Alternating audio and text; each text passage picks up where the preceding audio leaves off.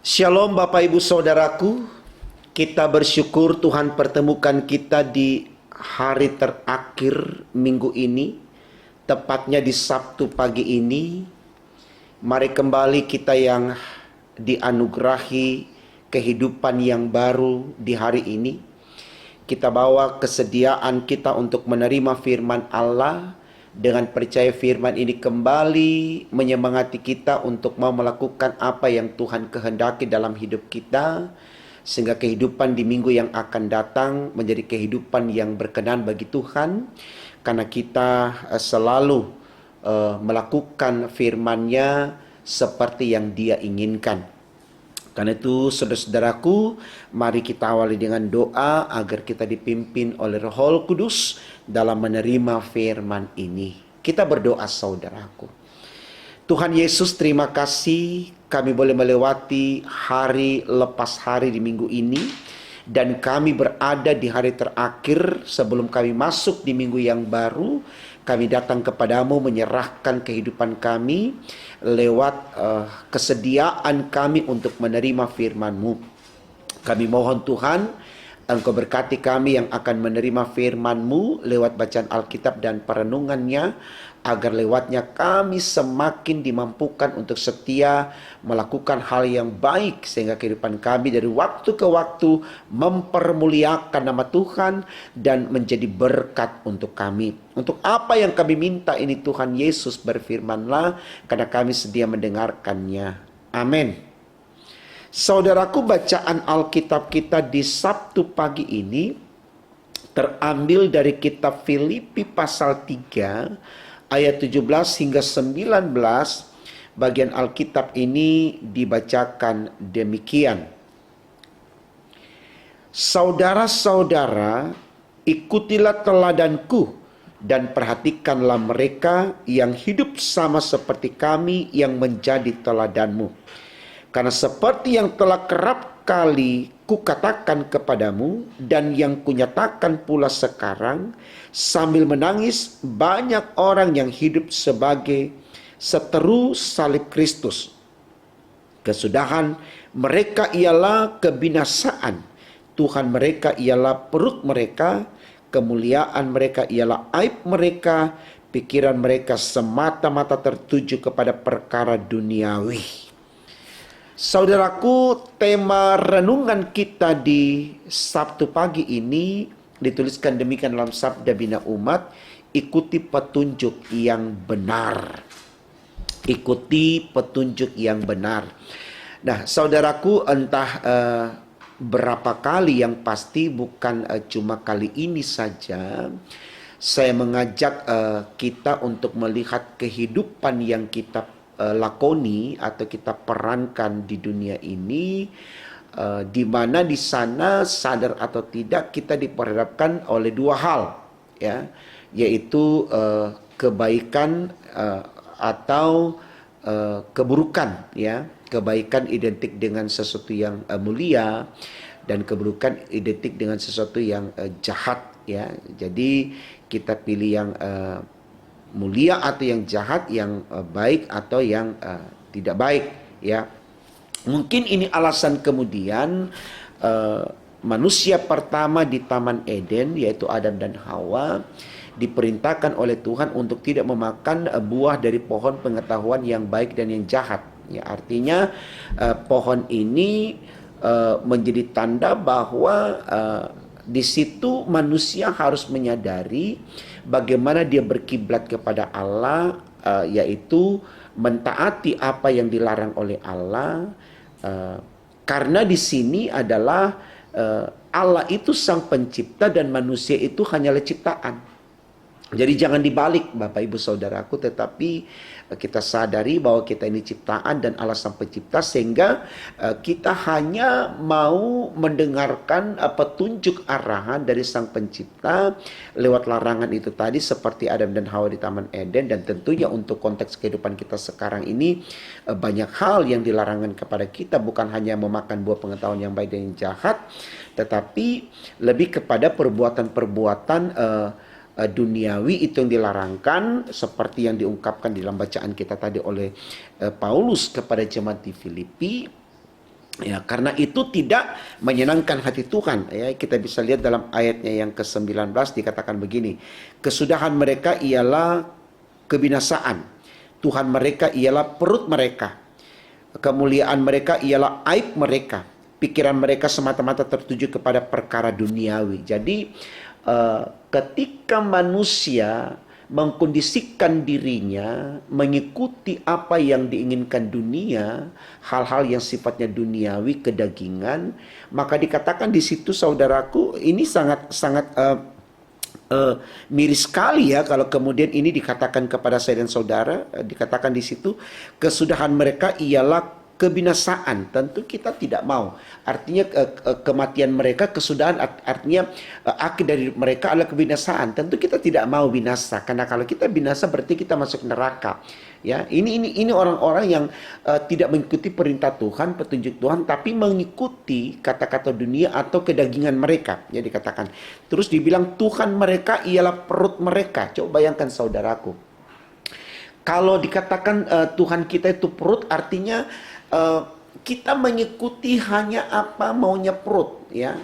Pokoknya kalau dia lapar harus diisi, mau dengan makanan apa saja bodoh amat gitu loh.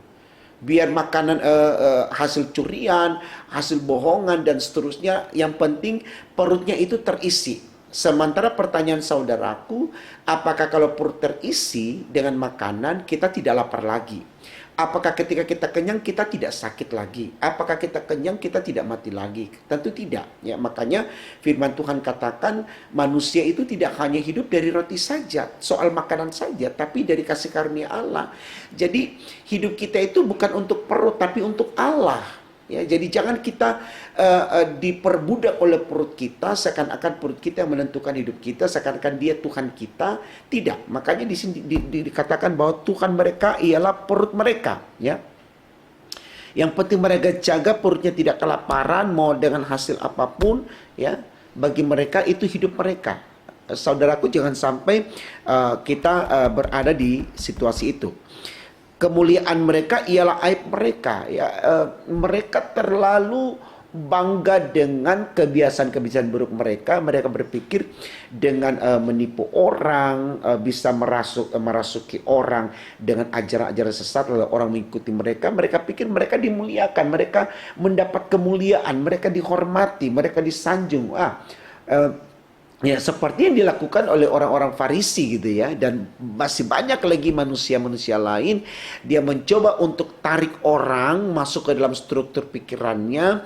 Dia bisa kendalikan orang. Dia merasa dia sudah hebat untuk orang lain. Dia merasa dia mendapatkan penghormatan. Itu kemuliaan bagi mereka. Mereka lupa kalau mereka itu manusia yang harus mempermuliakan Tuhan, bukan mempermuliakan diri mereka. Di sini saudaraku, mereka sudah merampas hak Allah dan Allah tidak berpihak kepada orang-orang yang demikian. Ya, jadi baik sekali apa yang dikatakan oleh Paulus kepada jemaat di Filipi.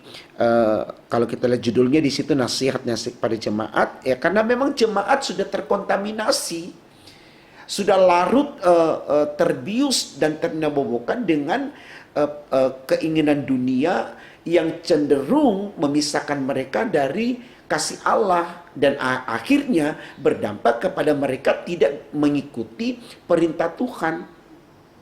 Karena menurut mereka, kalau saya cari Tuhan, sembah Tuhan, kapan perut saya terisi kalau saya tidak mencuri, tidak berlaku curang dan seterusnya. Nah, kalau saya membiarkan diri Tuhan dipermuliakan, kapan saya dihormati gitu loh. Mereka mencari kemuliaan mereka gitu ya. Ya, kalau saya tidak berbuat dosa, tentu saya tidak akan mengalami kebahagiaan yang betul-betul terasakan di waktu kini. Karena ketika kita ikut Tuhan, wah banyak sekali larangannya Bapak Ibu Saudaraku. Jangan begini, jangan begini, jangan begini. Ya, malah kalau kita lihat di 10 hukum Allah, ada 10 item yang kalau kita jabarkan, waduh, betul-betul kita seperti ada dalam bingkai. Ya, ibarat ikan ada dalam akuarium yang tidak bebas, dia mau tembusi tempat yang lain. Dia terkungkung di situ, ya. Hanya berputar-putar di areal kolam atau akuarium itu, dia tidak bisa keluar ke dunia yang lain. Menurutnya itu sesuatu yang sangat tidak menyenangkan, ya. Kehidupan yang boring, katakan begitu, kehidupan yang statis, ya.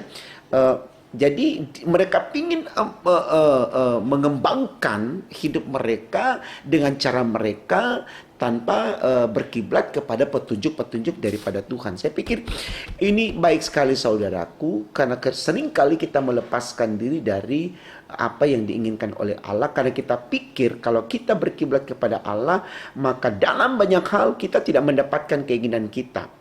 Nah, sementara kita katakan hidup ini hanya satu kali, ya, hidup ini hanya sementara.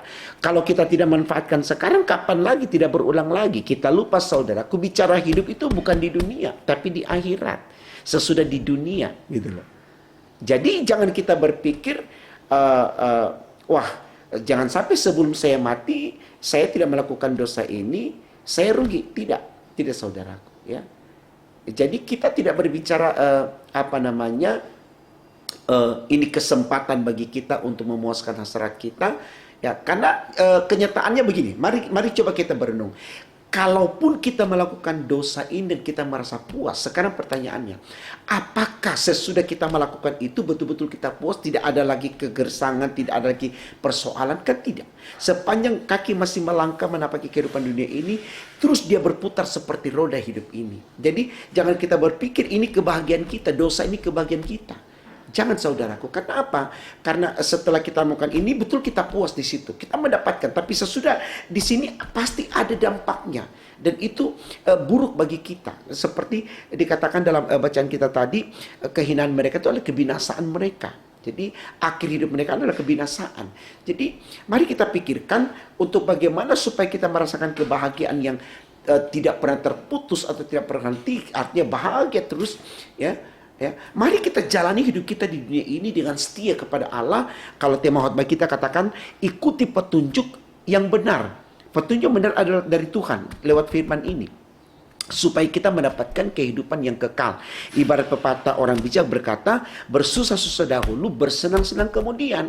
Jadi jangan cari senangnya dulu saudaraku. Tuhan tidak pernah menginginkan hal yang demikian. Saya pikir ini baik sekali saudara untuk kita renungkan, supaya kita mulai betul-betul benahi diri kita di dalam kita melangkah menyusuri kehidupan yang Tuhan anugerahkan ini, betul-betul selalu berkiblat kepada firman Allah. Kita mencari Tuhan, kita menyembah Tuhan, kita mengandalkan Tuhan dalam kehidupan kita. Jangan pernah kita tinggalkan Tuhan saudaraku, karena dialah yang akan membawa kita kepada keselamatan. Tidak ada yang lain saudaraku. Jadi saya pikir firman Tuhan pada pagi hari ini sangat baik sekali untuk kita renungkan, supaya kita tahu bagaimana kita memprioritaskan Tuhan dalam hidup kita dari waktu ke waktu, supaya kita akan diselamatkan. Artinya kita akan masuk ke dalam kehidupan yang kekal untuk menikmati kebahagiaan yang sempurna. Jadi ini saudaraku firman Allah bagi kita untuk tetap fight, berjalan bersama dengan Tuhan di dalam kita melewati setiap peristiwa dari waktu ke waktu. Karena kita tahu di balik kekuatan dan penyertaan Tuhan, kita bisa menghadapi apapun, dan akhirnya kita akan menjadi pemenang. Seperti Paulus katakan, hidupku adalah Kristus, maka matiku adalah keuntungan. Jadi semangat saudaraku menjalani kehidupan di dunia ini dengan yakin percaya Tuhan beserta dengan kita, dan itulah keselamatan kita, itulah kemenangan kita. Tuhan memberkati firman-Nya. Saudaraku, sebelum berdoa saya memohon maaf karena tukang sedang bekerja jadi agak terganggu. Tapi mari kita tetap fokus saudaraku. Kita percaya ini ruang yang Tuhan sediakan bagi kita untuk berenung dalam situasi apapun. Ketika kita fokus, ketika kita sungguh-sungguh mau menerima firman Allah, maka suara-suara seperti apapun yang menggoda kita, kita aminkan. Tidak akan mengubah kita untuk fokus dan setia melakukan apa yang Tuhan inginkan. Jadi tetap semangat saudaraku di situasi apapun. Itulah kenyataan dunia di mana kita berada. Tidak pernah berhenti dengan tantangan pergumulan, tapi tetap kita fokus mendengarkan firman Allah. Kita yakin Tuhan akan memberkati kita semua. Mari kita berdoa saudaraku. Terima kasih Tuhan untuk semua kebaikan-Mu. Kami yakin dan percaya di waktu kini ketika firman disampaikan kepada kami, di sana kami akan mengalami berkat Allah yang sempurna. Kami tetap semangat menjalani hari ini dengan yakin percaya di tengah badai tantangan seperti apapun kami dapat atasi karena Tuhan penolong kami. Jangan tinggalkan kami Tuhan, agar kami mampu untuk mengikuti petunjuk-petunjuk-Mu seperti apa yang disampaikan di tema khotbah kami dan seperti apa yang diuraikan dalam firman di pagi hari ini, agar kami tidak terbius dan ternyebobokan dengan panggilan dunia yang membuat kami tidak berdaya, tapi kami tetap menyatakan kebaikan-kebaikan seperti yang Kau inginkan dalam hidup kami demi untuk kemuliaan nama-Mu. Persiapkan hati kami, jiwa kami, pikiran kami, perasaan kami memasuki ibadah minggu besok Tuhan, agar dalam semuanya kami semakin diperkaya dalam hikmat firman untuk menjadi orang-orang yang taat dan setia kepadamu dari waktu ke waktu. Di dalam nama Tuhan Yesus kami sudah berdoa kepada Bapa di sorga. Haleluya, puji Tuhan. Amin.